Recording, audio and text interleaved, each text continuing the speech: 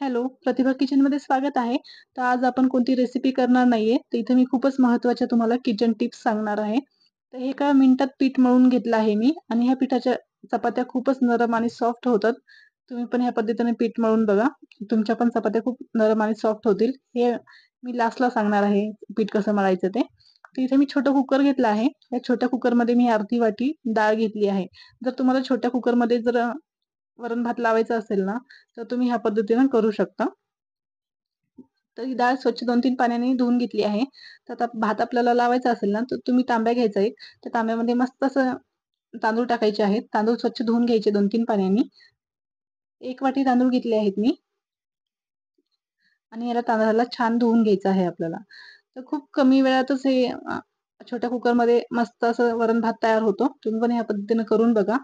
आणि बॅचलर सुद्धा सहज करतील. आता बऱ्याच जणांकडं छोटं म्हणजे डब्बे नसतील, तर तुम्ही ह्या पद्धतीनं करू शकता. तर इथे मी 1 वाटी तांदळाला 1.5 वाटी पाणी टाकलं आहे.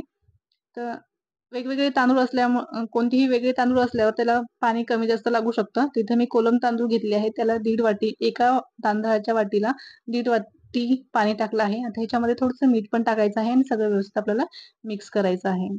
तर बघू शकता. आणि जर मोठं कुकर लावायचा कंटाळा येतो आणि बऱ्याचदा घासायचा पण कंटाळा येतो. त्याच्यामुळं मी छोट्याच कुकरमध्ये वरण-भात लावते. दोघं जण खाऊ शकतात हे वरण-भात. म्हणजे याच्यासोबत चपाती असेल तर दोघं जण आरामशीर खाऊ शकतात. जर चपाती नसेल तर एक जण खाऊ शकते हे वरण-भात. तर हे आपल्याला आता मी तांबे हे कुकरमध्ये ठेवलं आहे. आता ह्याच्यावर हे डाळीमध्ये आपल्याला 2 वाटी पाणी टाकायचं आहे. याच पद्धतीने करायचं आहे आणि तुम्हाला जर बटाट्याची सुकी भाजी जरी म्हणजे खायची असेल, तर याच्यामध्ये तुम्ही 2 बटाटे कापून छान छोटाले-छोटाले बटाटे तुम्ही टाकू शकता. म्हणजे बटाट्याची सुकी भाजी सुद्धा करू शकता ह्याच्यामध्ये. त्याच्यामध्ये थोडंसं आपण हळद आणि थोडंसं मीठ टाकायचं डाळीमध्ये. म्हणजे आपली वरण खूप मस्त होते. तिखट वरण किंवा दाल फ्राय तर तुम्ही कोणतं पण वरण बनवू शकता ह्याचं, सपक किंवा तिखट. तर आता ह्याला 4 शिट्ट्या आपल्याला करून घ्यायच्या आहेत. कमी गॅसवरच करून घ्यायच्या आहेत.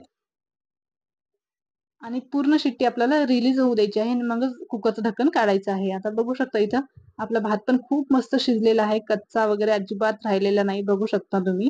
आणि खूप असं मोकळं पण झालेलं आहे, चिकट सुद्धा झालेला नाहीये.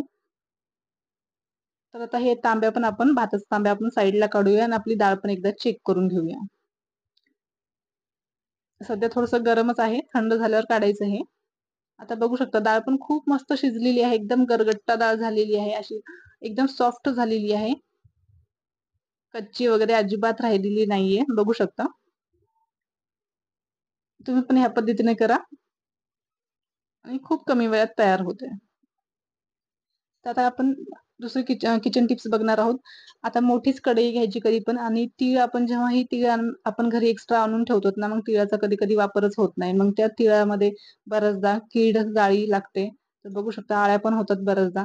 मग काय करायचं, आपल्याला इथं कोणतेही केमिकल वगैरे वापरायचं नाहीये. तर हे बघू शकता ह्या पद्धतीने असे जाळ्या होतात आणि बऱ्याचदा किडे पण होतात आणि तीळ खूप लवकर खराब होतात. तर इथे मी 2 वाटी तीळ घेतले आहेत. तीळ कधी पण स्वच्छ निवडूनच घ्यायचे. आता हे 6-7 महिने तिळाला काहीही होत नाही.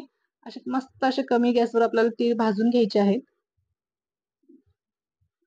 एकदम कमी गॅसवर जास्त पण भाजायचे नाही. हलकेसे भाजून घ्यायचे आहेत. त्याच्यामध्ये तेल वगैरे काहीही टाकायचं नाही. असं साधेच नॉर्मली भाजून घ्यायचे आहेत. जोपर्यंत आपल्या हाताला असे म्हणजे तीळ जर आपण हातात घेतले ना, जोपर्यंत आपल्या हाताला असे तिळाचे चटके बसत नाही, तोपर्यंत आपल्याला तीळ भाजून घ्यायचे आहेत. बघू शकता या पद्धतीनं. आता तीळ आपले छान व्यवस्थित भाजलेले आहेत. आता गॅस बंद करूया आणि हे तीळ आपल्याला थंड करून घ्यायचे आहेत आणि मगच हवाबंद डब्यामध्ये हे तीळ ठेवून द्यायचे आहेत. 6-7 महिने या तिळाला काहीच होत नाही. कीड किंवा जाळी वगैरे काहीही लागत नाही. कोणतेही केमिकल न वापरता या पद्धतीने तुम्ही करू शकता. इथे मी आता आता दुसरी किचन टिप सांगणार आहे मी. तर इथे मी 2 वाटी रवा घेणार आहे. आता रवा पण बऱ्याचदा खराब होतोच. रव्यामध्ये सुद्धा खूप अळ्या होतात. तर मग रवा पण काय करायचा हलकासा भाजून घ्यायचा कमी गॅसवरच. याच्यामध्ये सुद्धा तूप किंवा तेल काहीही टाकायचं नाही. हलकासा भाजून घ्यायचा. कलर चेंज होईपर्यंत भाजायची गरज नाही. जोपर्यंत आपल्याला या रव्याचे चटके म्हणजे रवा जर आपण हातात घेतला ना, जोपर्यंत या रव्याचे आपल्याला चटके हाताला बसत नाही, तोपर्यंत असा रवा आपल्याला भाजून घ्यायचा आहे. रवा भाजून झाल्यावर ना, ते पण रवा सुद्धा हवाबंद डब्यामध्ये ठेवून द्यायचं. पहिले थंड करून घ्यायचं आहे आणि नंतर हवाबंद डब्यामध्ये ठेवून द्यायचं आहे. म्हणजे रवा पण खूप दिवस असं त्याच्यामध्ये किडे किंवा अळ्या काहीही होत नाहीत. तर बघू शकता ह्या पद्धतीनेच भाजून घ्यायचा आहे एकदम कमी गॅसवर. आता बघू शकता रवा छान भाजलेला आहे. आता गॅस बंद करते आणि थंड झाल्यावर हवाबंद डब्यामध्ये तुम्ही ठेवून द्या. आता दुसरी किचन टिप्स बघूया. इथं मी गव्हाचं पीठ घेतलं आहे. 3 वाटी गव्हाचं पीठ घेतलं आहे. याच्यामध्ये थोडंसं मीठ टाकलं आहे. आता सगळं व्यवस्थित मीठ आपल्याला मिक्स करून घ्यायचं आहे आणि ह्याच्यामध्ये थोडं-थोडं पाणी टाकून व्यवस्थित आपल्याला पीठ मळून घ्यायचं आहे. माझ्या रेसिपीज खरंच खूप सोप्या असतात. तुम्ही नक्की ट्राय करा आणि माझं YouTubeला सुद्धा चॅनल आहे प्रतिभा किचनमधून. तिथं तिथं सुद्धा तुम्ही सबस्क्राईब करू शकता. आता हे छान आपल्याला पीठ व्यवस्थित मळून घेतल्यावर ना आता बघू शकता इथे मी कसंही पीठ मळून घेतलेलं आहे. खूपच थोडं-थोडं पाणी टाकून मळून घ्यायचं आहे. आता हे बघा, हे पीठ आपलं मळून झालेलं आहे. या पिठाला तेल वगैरे काही लावायची गरज नाहीये. थोडंसं पाणी लावायचं आहे आणि हे आपल्याला 15 ते 20 मिनिटासाठी असंच ठेवून द्यायचं आहे. हे बघू शकता याच पद्धतीने पीठ मळून घ्यायचं आहे.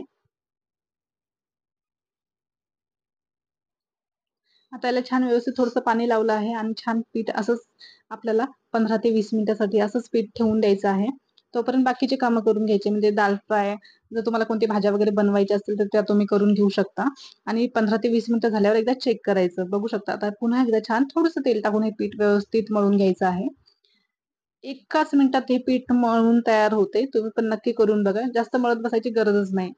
आणि आता ह्या थोडंसं पीठ चिटकलेलं आहे. पुन्हा एकदा छान व्यवस्थित आपण थोडंसं तेल टाकलं आहे. पुन्हा एकदा छान मळून घ्यायचं आहे. एकदम सॉफ्ट चपात्या होतात आणि खूपच नरम चपात्या होतात. तुम्ही ह्या पद्धतीने एकदा पीठ मळून बघा आणि फटाफट हे पीठ मळल्या जाते. जास्त वेळ पण लागत नाही. बघू शकता खूप असं नरम झालेलं आहे. तर ह्या पद्धतीने नक्की मळून बघा आणि म्हणजे सगळ्या टिप्स कशा वाटल्या मला नक्की सांगा तुम्ही. आणि प्रतिभा किचनला लाईक करा, फॉलो करा, शेअर करा. ओके. बाय.